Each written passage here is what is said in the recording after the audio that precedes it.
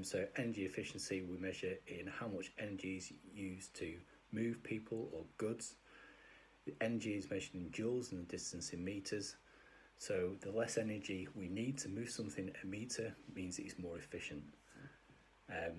So the most efficient form of transport is actually the electric scooter, which moves 0.03 meters per joule. Cycling moves 0.01 meters per joule, so it's slightly less efficient. Cars need 1,420 joules to move a meter. So actually the ratio is 0.0007 meters per joule, so they're much less efficient than electric scooters or bicycle. The carbon footprint is the amount of carbon dioxide released into the atmosphere as a result of our activities.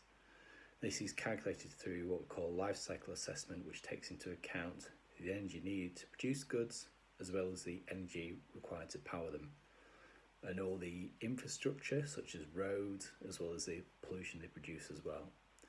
So this can be calculated in a lot of different ways, but somebody at the Massachusetts Institute of Technology combined different calculations to work out that the carbon footprint of different forms of transport based on the total energy needed for each mile travelled, so similar to the previous question, and the amount of emissions of greenhouse gases and air pollutants. So she concluded that walking and cycling are at least 3 times better than any other form of transport.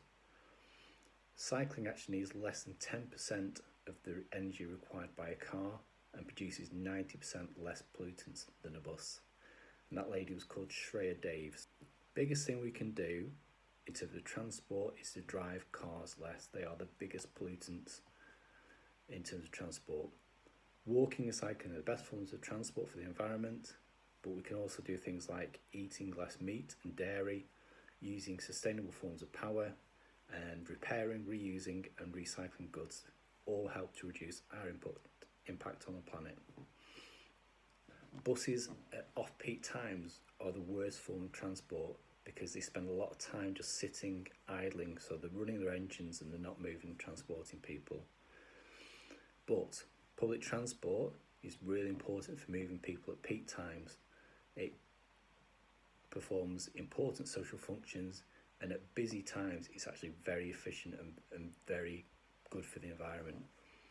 After off-peak buses, things like pickup trucks and SUVs become more and more popular, but they are the most damaging to the environment.